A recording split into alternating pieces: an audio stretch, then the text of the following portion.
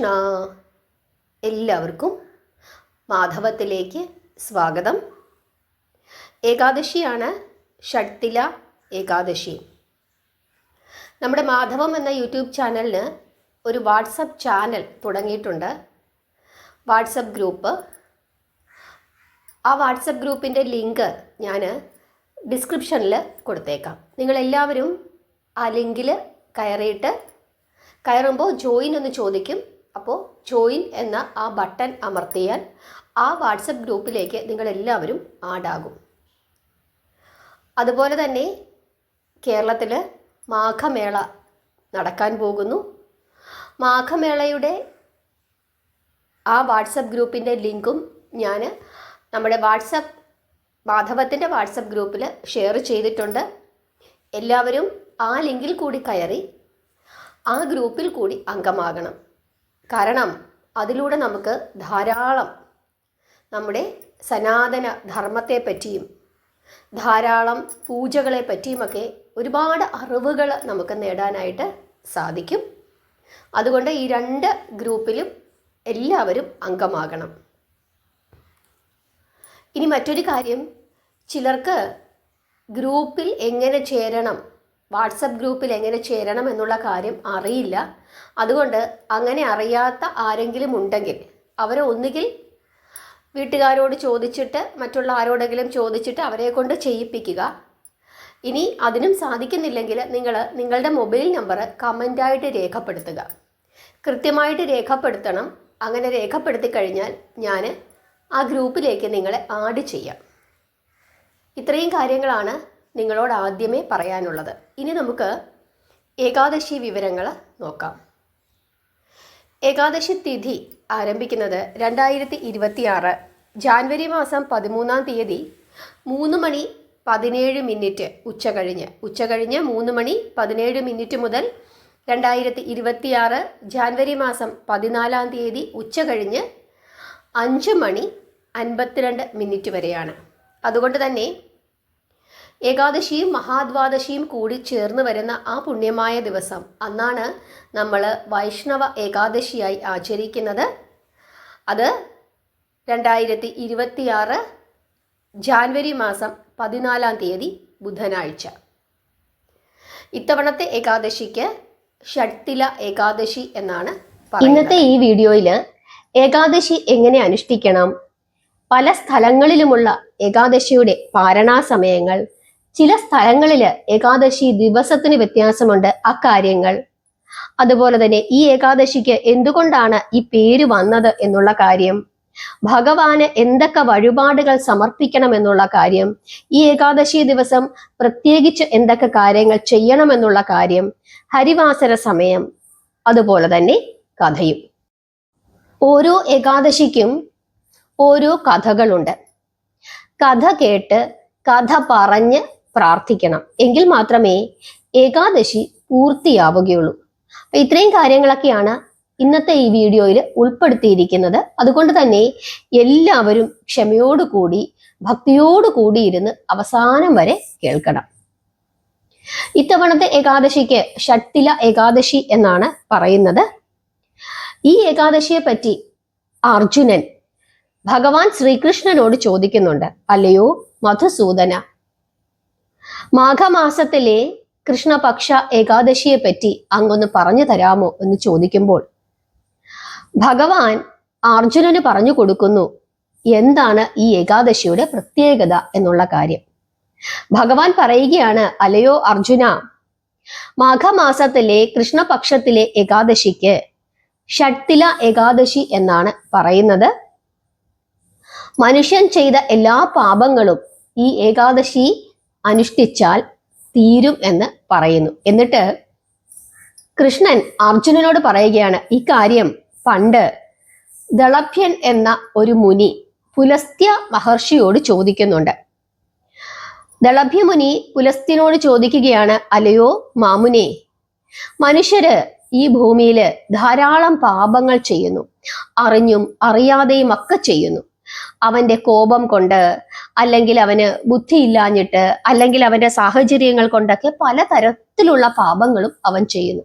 കുറെ കാലം കഴിയുമ്പോൾ ദൈവമേ, ഞാൻ ഇതൊക്കെ ചെയ്തു പോയല്ലോ, തെറ്റായി പോയി, അങ്ങനെ ചെയ്യാൻ പാടില്ലായിരുന്നു എന്ന് കരുതി വിഷമിച്ചിരിക്കും.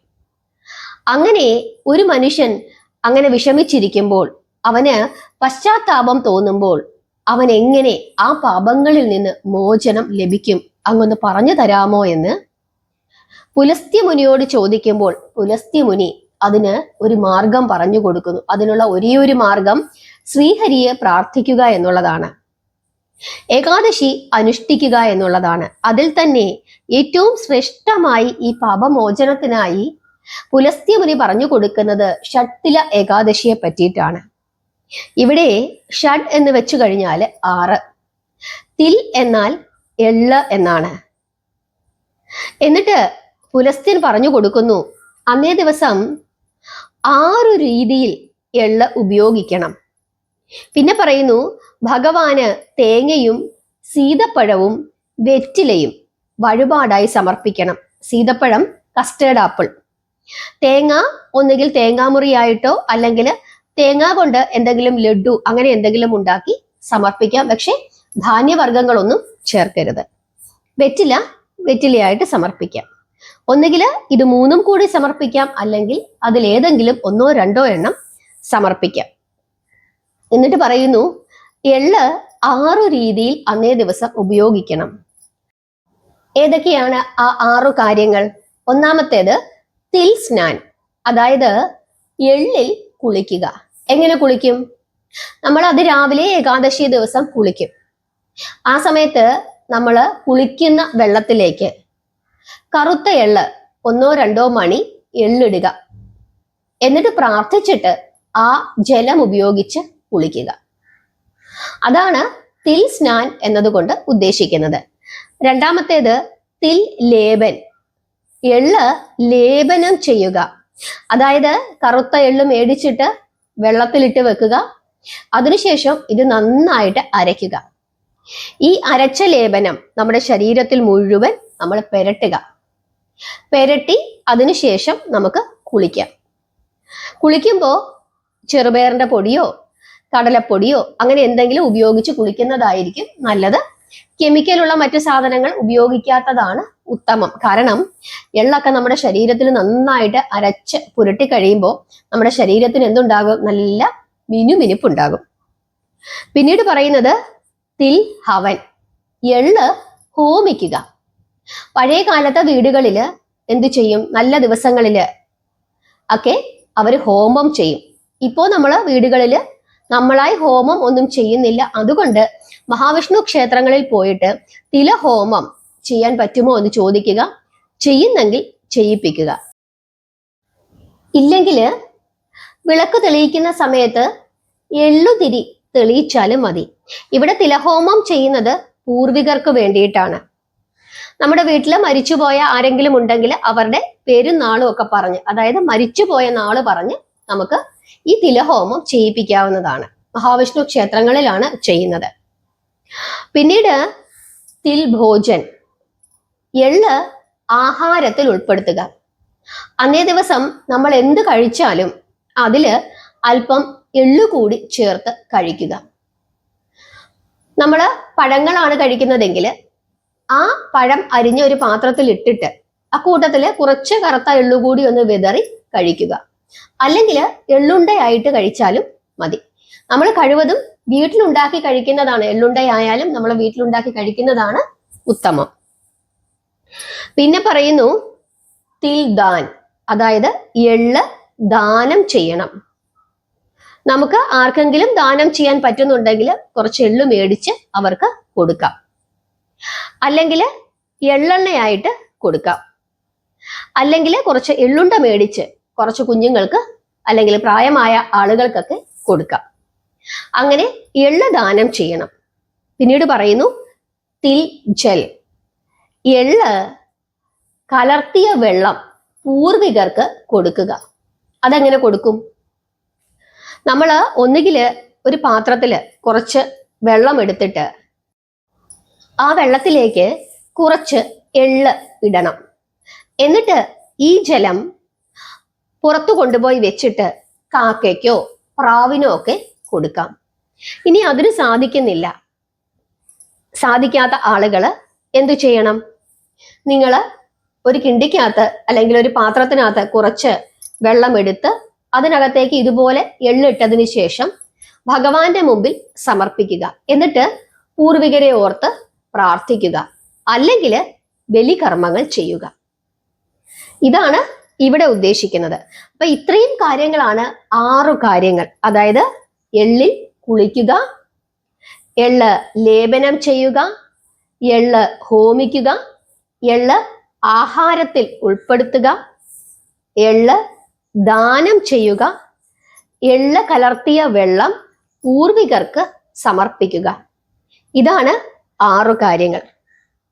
ഇത് പുലസ്ത്യമുനി ദളഭ്യ ഋഷിക്ക് പറഞ്ഞു കൊടുക്കുന്നു എന്ന് കൃഷ്ണൻ അർജുനനോട് പറയുന്നു.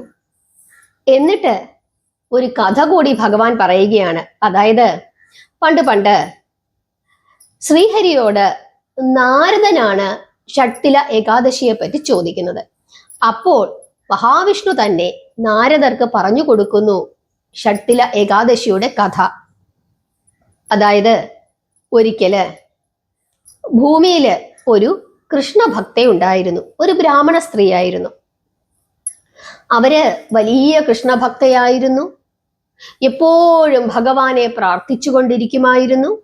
എല്ലാ ഏകാദശികളും എടുക്കുമായിരുന്നു. അങ്ങനെ എപ്പോഴും നാമം ജപിച്ചുകൊണ്ടിരിക്കുന്ന തികഞ്ഞ ഒരു കൃഷ്ണഭക്ത. ആ ബ്രാഹ്മണ സ്ത്രീയായ ഭക്തയെ ഒന്ന് പരീക്ഷിക്കുന്നതിനായിട്ട് ശ്രീഹരി ഭൂമിയിലേക്ക് വരികയാണ്. ഒരു ശിവയോഗിയായിട്ടാണ് ഭൂമിയിലേക്ക് വരുന്നത്. ആ ശിവയോഗി കയ്യില് ഭിക്ഷാപാത്രമായി ഒരു തലയോട്ടിയാണ് പിടിച്ചിരിക്കുന്നത്.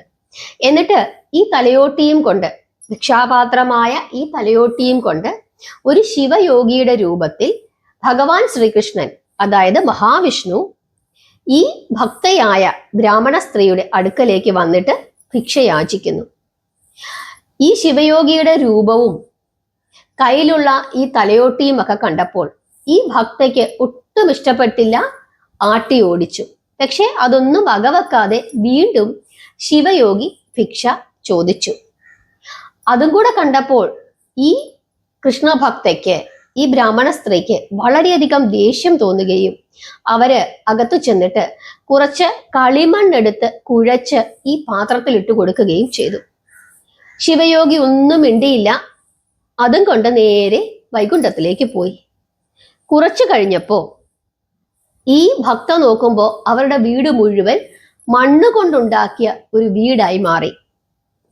അകത്ത് ചെന്ന് നോക്കുമ്പോ അവരവിടെ പാചകം ചെയ്യാൻ വെച്ചിരുന്ന സാധനങ്ങളെല്ലാം മണ്ണായിട്ടിരിക്കുന്നു. ഇതെന്തു പറ്റിയെന്ന് അവർക്കാകെ അത്ഭുതമായി. എന്നിട്ട് കടയിൽ പോയി വേറെ കുറച്ച് സാധനങ്ങളൊക്കെ മേടിച്ചു കൊണ്ട് വന്നു. പക്ഷേ അവർ ആ സാധനങ്ങൾ ഉപയോഗിച്ച് എന്തുണ്ടാക്കിയാലും അതൊക്കെ പെട്ടെന്ന് തന്നെ മണ്ണായി തീരുന്നു. അങ്ങനെ അവരാകെ വിഷമിച്ചു. ഇവർക്കൊന്നും കഴിക്കാൻ പറ്റാതെയായി. ആ സമയത്ത് അവർക്ക് മനസ്സിലായി അവര് തെറ്റു ചെയ്തിരിക്കുന്നു. അറിയാതെ അല്ലെങ്കിൽ ദേഷ്യത്തിൽ ചെയ്തു പോയ തെറ്റാണ്. വലിയ പാപമായി പോയി. ഇനി എന്തു ചെയ്യും എന്നോർത്ത് അവരങ്ങനെ വിഷമിക്കുകയാണ്. ഇവർക്കൊന്നും കഴിക്കാൻ പറ്റുന്നില്ല. അങ്ങനെ ഇവരങ്ങ് ക്ഷീണിച്ചു വന്നു. അങ്ങനെ ഇവരെന്തു ചെയ്തു? ഈ പാപമോചനത്തിനായി നിരന്തരം മഹാവിഷ്ണുവിനെ പ്രാർത്ഥിക്കാനായിട്ട് തുടങ്ങി. തന്റെ ഭക്തയല്ലേ, തെറ്റുപറ്റിപ്പോയി. ഭഗവാന് മനസ്സലിവുണ്ടായി.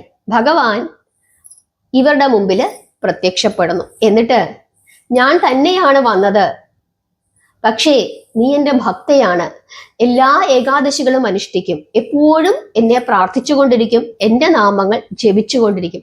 പക്ഷെ ഒരു കാര്യം മാത്രം നീ ചെയ്യില്ല. അതായത് നീ ഒരു ദാനവും ചെയ്യില്ല. എൻ്റെ നാമങ്ങൾ പ്രാർത്ഥിക്കുന്നവനും എൻ്റെ നാമങ്ങൾ ഉച്ചരിക്കുന്നവനും ഏകാദശികൾ എടുക്കുന്നവനും നിശ്ചയമായും ദാനം ചെയ്തിരിക്കണം. നീ അത് ചെയ്തില്ല. അതുകൊണ്ടാണ് ഇന്ന് നിനക്ക് ഈ ആപത്ത് വന്നത് എന്ന് ഭഗവാൻ ഇവരോട് പറയുന്നു. അപ്പോഴാണ് ദാനത്തിന്റെ പ്രാധാന്യത്തെ പറ്റി ഇവര് മനസ്സിലാക്കുന്നത്. ഇവര് ഭഗവാന്റെ പാദങ്ങളിൽ വീണ് ക്ഷമയാചിച്ചു. അപ്പോൾ ഭഗവാൻ പറയുന്നു, ഷട്ടില ഏകാദശി വ്രതം അനുഷ്ഠിക്കണമെന്ന്. അങ്ങനെ ഷട്ടില ഏകാദശിയുടെ മഹാത്മ്യം ഭഗവാൻ തന്നെ അവർക്ക് മനസ്സിലാക്കിച്ചു കൊടുക്കുകയും പിന്നീട് അവര് ദാനധർമ്മങ്ങൾ നടത്തി ഈ ഏകാദശി അനുഷ്ഠിക്കുകയും ചെയ്തു. അതോടുകൂടി അവരുടെ പാപങ്ങളെല്ലാം അവസാനിക്കുകയും അവര് പൂർവസ്ഥിതിയിലേക്ക് മടങ്ങിപ്പോവുകയും ചെയ്യുന്നു.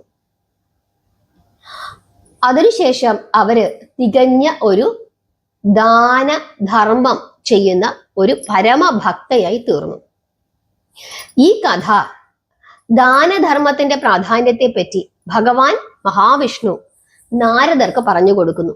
ഈ കഥ കൃഷ്ണൻ അർജുനന് പറഞ്ഞു കൊടുക്കുന്നു. എന്നിട്ട് പറയുന്നു, എത്ര തന്നെ പ്രാർത്ഥിച്ചാലും എത്ര തന്നെ ഏകാദശികൾ എടുത്താലും ദാനം ചെയ്തില്ലെങ്കിൽ അതുകൊണ്ട് യാതൊരു പ്രയോജനവുമില്ല. അതുകൊണ്ട് ദാനം ചെയ്തുകൊണ്ട് ഏകാദശികൾ അനുഷ്ഠിച്ചു കഴിഞ്ഞാൽ തീർച്ചയായിട്ടും അതിൻ്റെ ഒരു പുണ്യം നമുക്ക് ലഭിക്കും. ഇല്ലെങ്കിൽ ആ ഏകാദശി കൊണ്ടൊന്നും യാതൊരു പുണ്യവും ലഭിക്കുകയില്ല എന്ന് കൃഷ്ണൻ അർജുനന് പറഞ്ഞു കൊടുക്കുന്നു.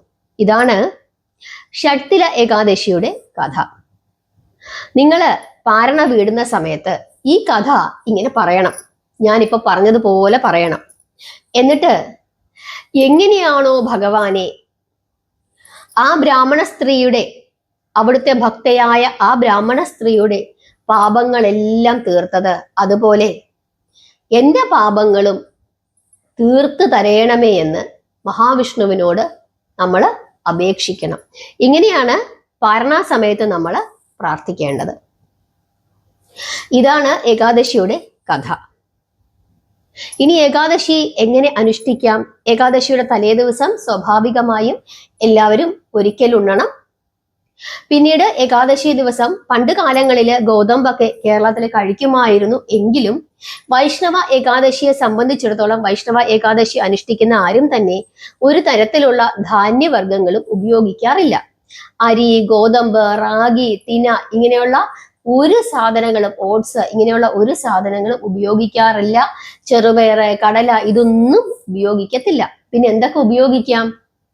പഴങ്ങൾ, പച്ചക്കറികൾ, കിഴങ്ങ് വർഗ്ഗങ്ങൾ, കപ്പലണ്ടി അതായത് നിലക്കടല, പിന്നീട് പാലുൽപ്പന്നങ്ങൾ അത് കഴിക്കാം. സാബുദന, ചൗവരി അത് കഴിക്കാം. ഇത്തവണത്തെ ഏകാദശിക്ക് എള്ള് അത് നിർബന്ധമായും ഭക്ഷണം കഴിക്കുന്നുണ്ടെങ്കിൽ ആ ഭക്ഷണത്തിനകത്ത് ഉൾപ്പെടുത്തണം. അപ്പൊ ഇത്രയും കാര്യങ്ങളാണ് പ്രധാനമായും ശ്രദ്ധിക്കാനുള്ളത്.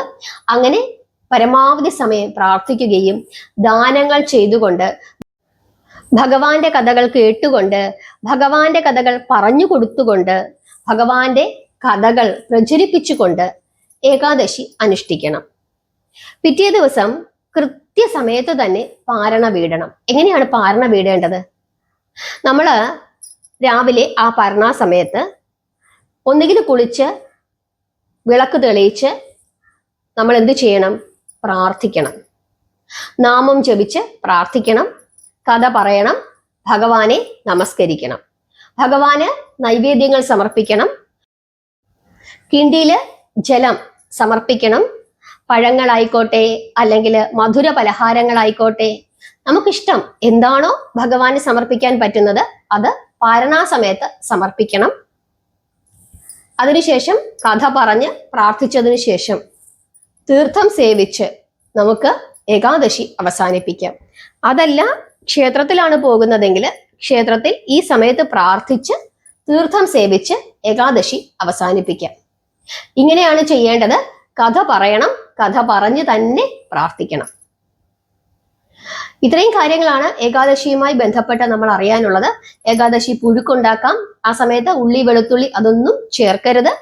കിഴങ്ങ് വർഗ്ഗങ്ങളും പച്ചക്കറികളും ഒക്കെ ചേർത്ത് തേങ്ങയും മഞ്ഞളും ഒക്കെ ചേർത്ത് നമുക്ക് പുഴുക്കുണ്ടാക്കി കഴിക്കാം.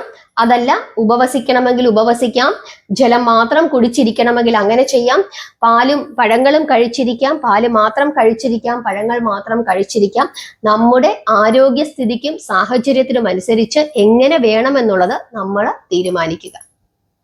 സംശയം തോന്നും, ചായ കുടിക്കാമോ, ചായ കുടിച്ചില്ലെങ്കിൽ തലവേദന എടുക്കും എന്നുള്ള ആളുകള് രാവിലെയും വൈകുന്നേരവും ഓരോ ചായ മാത്രം കുടിക്കുക.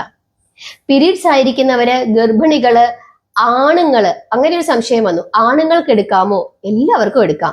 കുട്ടികൾക്ക് എടുക്കാമോ? എടുക്കാം. പ്രായമായവർക്ക് എടുക്കാമോ? എടുക്കാം. എല്ലാവർക്കും എടുക്കാം. ഗർഭിണികൾക്ക് എടുക്കാം. ആരോഗ്യം നോക്കിക്കൊണ്ട് എടുക്കണം. കഴിക്കാൻ പാടില്ലാത്ത ആഹാരങ്ങൾ കഴിക്കരുത്. അക്കാര്യമാണ് ശ്രദ്ധിക്കാനുള്ളത്. പകലുറക്കം അത് പാടില്ല. പകൽ ഉറങ്ങാതെ ഇരുന്ന് പ്രാർത്ഥിക്കണമെന്നാണ് വിശ്വസിക്കുന്നത്. പക്ഷേ അതികഠിനമായ മരുന്ന് കഴിക്കുന്ന ആളുകളുണ്ട്. അവര് അല്പസമയം ഉറങ്ങി എന്ന് കരുതി ഭഗവാൻ നമ്മളെ ഒന്നും പറയില്ല. അക്കാര്യം ഒന്ന് ആലോചിക്കുക. പിന്നീട് പീരീഡ്സ് ആയിരിക്കുന്ന ആളുകള്, പുലയും ബാലായ്മയുമുള്ള ആളുകള്, അവർക്ക് എടുക്കാൻ സാധിക്കുമോ? അവർക്കും ചെയ്യാം. പക്ഷേ പീരീഡ്സ് ആയിരിക്കുന്ന ആളുകള് സാധാരണയായി അമ്പലത്തിൽ പോകില്ല.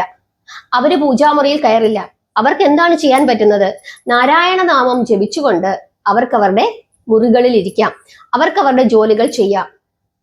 ഏകാദശിക്ക് പറഞ്ഞിട്ടുള്ള ഭക്ഷണ പദാർത്ഥങ്ങൾ, ആ ഭക്ഷണ പദാർത്ഥങ്ങൾ മാത്രം കഴിക്കാം. നാരായണനെ പ്രാർത്ഥിക്കാം. പാരണാ സമയത്ത് ഭഗവാനെ പ്രാർത്ഥിക്കാം. നമ്മുടെ മുറിക്കകത്തിരുന്നു കൊണ്ട് കുളിച്ച് ശുദ്ധമായി നാമം ജപിച്ച് പ്രാർത്ഥിക്കാം. ഒരു ഗ്ലാസ് വെള്ളം കുടിച്ചുകൊണ്ട് ഏകാദശി അവസാനിപ്പിക്കാം. ഇങ്ങനെ എല്ലാവർക്കും ചെയ്യാം. അക്കാര്യം ഒന്ന് പ്രത്യേകമായി ശ്രദ്ധിക്കുക. ഭഗവാന് ശുദ്ധവും അശുദ്ധവും ഒന്നുമില്ല. ക്ഷേത്രങ്ങൾക്ക് ശുദ്ധിയുണ്ട്. അതുകൊണ്ടാണ് ആ സമയത്ത് ക്ഷേത്രങ്ങളിലേക്ക് പോകരുത് എന്ന് പറയുന്നത്. നാരായണ നാമവും ഹരേ കൃഷ്ണ എന്ന മഹാമന്ത്രവും ഏത് അവസ്ഥയിലും ഏത് സാഹചര്യത്തിലും ആർക്കും ജപിക്കാവുന്നതാണ്. ഇനി നമുക്ക് ഓരോ സ്ഥലങ്ങളിലെയും പാരണാ സമയം ഒന്ന് നോക്കാം. ആദ്യമായിട്ട് കേരളം. 14 തീയതിയാണ് ഏകാദശി എന്ന് പറഞ്ഞു. ഇനി അങ്ങോട്ട് പറയുന്ന സ്ഥലങ്ങളിലെല്ലാം 14 ഏകാദശിയും 15 പാരണയുമാണ്. രാവിലെയാണ്. കേരളത്തില് 6:41 മുതൽ 10:35 വരെ. തമിഴ്നാട് 6:35 മുതൽ 10:24 വരെ. കർണാടക 6:46 മുതൽ 10:35 വരെ. ആന്ധ്രാപ്രദേശ് 6:39 മുതൽ 10:28 വരെ.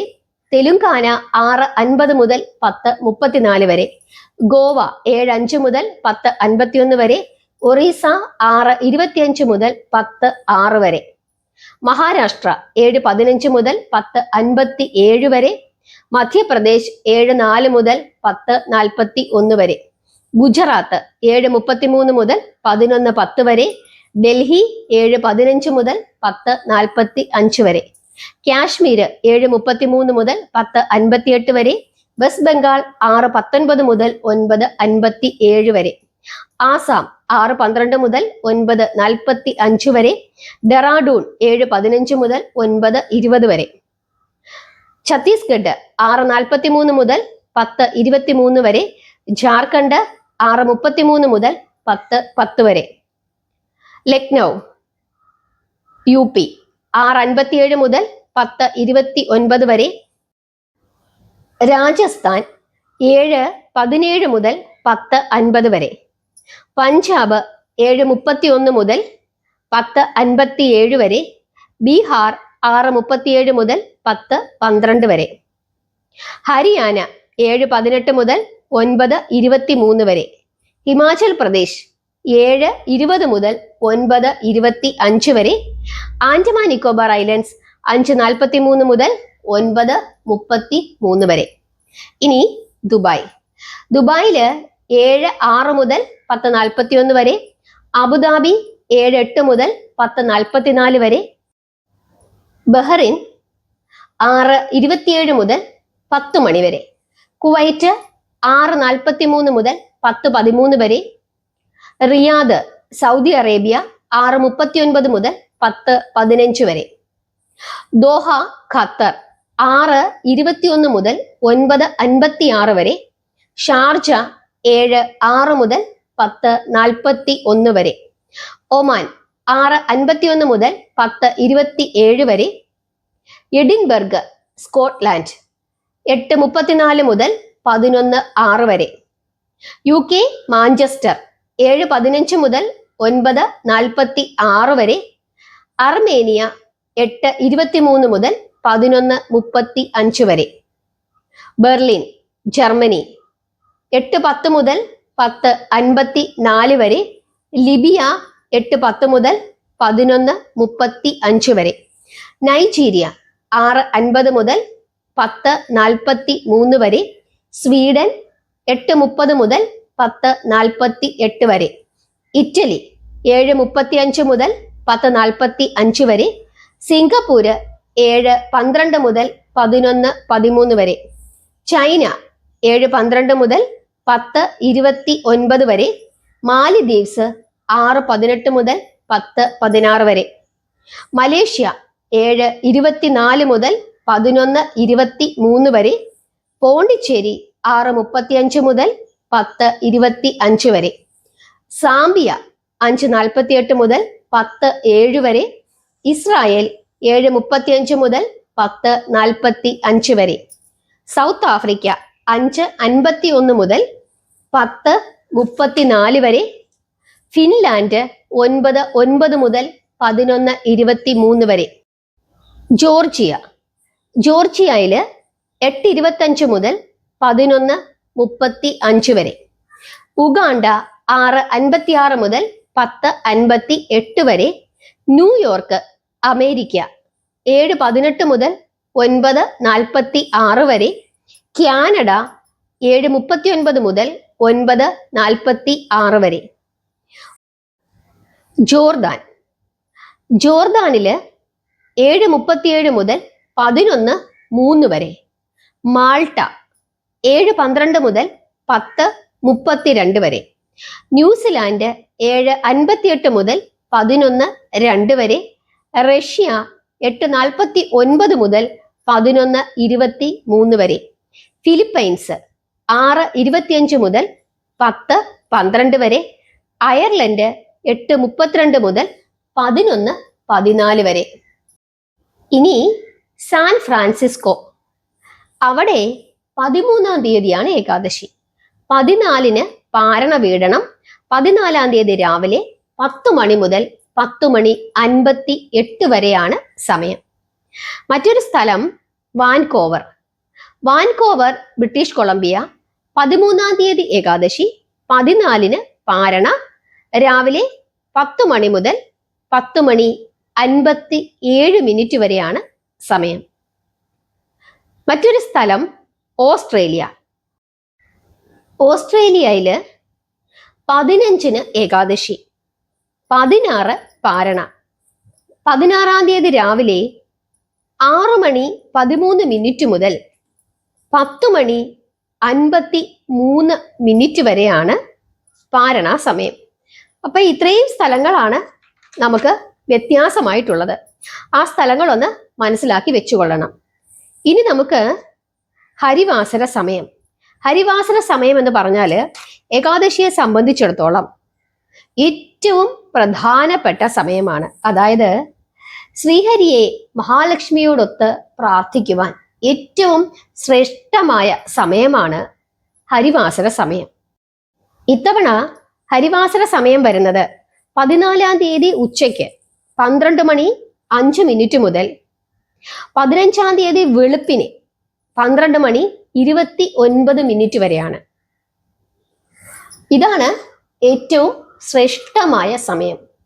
പരമാവധി സമയം മഞ്ഞ നിറത്തിലുള്ള വസ്ത്രങ്ങൾ ധരിച്ചുകൊണ്ടോ വെള്ള നിറത്തിലുള്ള വസ്ത്രങ്ങൾ ധരിച്ചുകൊണ്ടോ നാരായണ നാമം ജപിച്ചുകൊണ്ടിരിക്കുന്നത് ഏറ്റവും ശ്രേഷ്ഠമാണ്. എത്ര തവണ ജപിക്കാൻ സാധിക്കുന്നുവോ അത്രയും തവണ ജപിക്കുക. അന്നേ ദിവസം വിളക്ക് തെളിയിക്കുമ്പോൾ എള്ളെണ്ണ ഉപയോഗിച്ച് തെളിയിക്കുന്നത് അങ്ങേയറ്റം ശ്രേഷ്ഠമാണ്. ഈ കാര്യങ്ങളൊക്കെ മനസ്സിലാക്കുക. ഏകാദശിയെ സംബന്ധിച്ചിട്ടുള്ള കാര്യങ്ങളൊക്കെ നിങ്ങൾക്ക് മനസ്സിലായി എന്ന് വിശ്വസിക്കുന്നു. ഞാൻ കുറെ സ്ഥലങ്ങളിലെ പാരണാ സമയം പറഞ്ഞു, നമ്മൾ സ്ഥിരമായി പറയുന്ന സ്ഥലങ്ങളാണ്. ഇനി ഏതെങ്കിലും സ്ഥലങ്ങളിലെ പാരണാ സമയം നിങ്ങൾക്ക് അറിയണമെന്നുണ്ടെങ്കിൽ കമന്റ് ഇടുക. കമന്റിന് ഞാൻ മറുപടി നൽകുന്നതാണ്. അതുകൂടാതെ അടുത്ത ഏകാദശി മുതൽ അത് വീഡിയോയിൽ ഉൾപ്പെടുത്തുകയും ചെയ്യാം. ഇത്രയും കാര്യങ്ങളാണ് നമ്മൾ മനസ്സിലാക്കാനുള്ളത്. പരമാവധി സമയം നാമം ജപിക്കുക. ഏകാദശി നമുക്ക് ഒരു അനുഷ്ഠാനമായി വ്രതമായി അനുഷ്ഠിക്കുവാൻ സാധിക്കുന്നില്ല. അങ്ങനെയുള്ള ആളുകൾ പോലും അന്നേ ദിവസത്തെ പ്രാധാന്യം മനസ്സിലാക്കിക്കൊണ്ട് എള്ള് ദാനം ചെയ്യുകയും എള്ളു ചേർന്ന ഭക്ഷണങ്ങൾ കഴിക്കുകയും പരമാവധി സമയം നാമം ജപിക്കുകയും ചെയ്യുക. ദാനധർമ്മങ്ങൾ ചെയ്യുന്നതിന്റെ പ്രാധാന്യവും പിതൃകർമ്മങ്ങൾ ചെയ്യുന്നതിന്റെ പ്രാധാന്യവുമാണ് ഈ ഏകാദശിയിലൂടെ നമുക്ക് ഭഗവാൻ മനസ്സിലാക്കി തരുന്നത്. നിങ്ങൾക്ക് മനസ്സിലായി എന്ന് വിശ്വസിക്കുന്നു. എല്ലാവരും നാമം ജപിക്കണം. പിന്നെ പ്രത്യേകിച്ച് മറ്റൊരു കാര്യം ശ്രദ്ധിക്കാനുള്ളത്, ഏകാദശി ദിവസങ്ങളിൽ നമ്മൾ എന്ത് കഴിച്ചാലും അത് ഭക്ഷണമായിട്ടല്ല കഴിക്കുന്നത്, അത് പ്രസാദമായിട്ട് വേണം കഴിക്കാനായിട്ട്. അതായത് നമ്മളിപ്പോ ചൗവരി പാലിൽ കാച്ചി നമ്മൾ ഉച്ചയ്ക്ക് കുടിക്കുന്നു എന്നിരിക്കട്ടെ. നമ്മൾ കുടിക്കുന്നതിന് മുമ്പ് അതിനകത്തൊന്ന് കുറച്ചെടുത്ത് ഉച്ചയ്ക്ക് വിളക്ക് തെളിയിച്ച് ഭഗവാന്റെ മുമ്പിൽ സമർപ്പിച്ചതിന് ശേഷം അത് നമ്മൾ കഴിക്കാനുള്ള പാത്രത്തിനകത്തേക്ക് ഒഴിച്ച് ഒന്ന് ഇളക്കി പിന്നീട് അത് പ്രസാദമായിട്ട് നമുക്ക് കഴിക്കാം. രാവിലെയാണ് നിങ്ങൾ ഇതെല്ലാം ഉണ്ടാക്കുന്നതെങ്കിൽ രാവിലെ തന്നെ ഇതെല്ലാം ഭഗവാന് സമർപ്പിച്ച് നമുക്ക് അതിനകത്തുനിന്നും കുറച്ചെടുത്തുകൊണ്ട് നമുക്ക് നമ്മുടെ ജോലി സ്ഥലത്തേക്ക് പോകാവുന്നതാണ്. നിങ്ങൾ വീട്ടിലിരിക്കുകയാണെങ്കിൽ ഉച്ചയ്ക്ക് ഉണ്ടാക്കിയതിന് ശേഷം നമുക്ക് കുറച്ചെടുത്ത് ഭഗവാന് സമർപ്പിച്ചിട്ട് പിന്നീട് അത് പ്രസാദമായിട്ട് നമുക്ക് സ്വീകരിക്കാവുന്നതുമാണ്. ഇത്രയും കാര്യങ്ങളൊക്കെയാണ് പ്രധാനമായും ശ്രദ്ധിക്കാനുള്ളത്. എത്ര പേര് നാമം ജപിക്കുന്നുണ്ട് എന്നുള്ള കാര്യം കമന്റ് ഇടണം. അതുപോലെ തന്നെ എല്ലാവരും ഈ 2 വാട്സപ്പ് കൂട്ടായ്മയിലും ജോയിൻ ചെയ്യണം. ജോയിൻ ചെയ്യാൻ സാധിക്കാത്ത ആളുകൾ നിങ്ങളുടെ ഫോൺ നമ്പർ കമന്റായി രേഖപ്പെടുത്തുക. ഞാനത് ആഡ് ചെയ്തേക്കാം. നിങ്ങൾക്ക് മനസ്സിലായി എന്ന് വിശ്വസിക്കുന്നു. നാമം ജപിക്കുക, പ്രാർത്ഥിക്കുക. ഹരേ കൃഷ്ണ.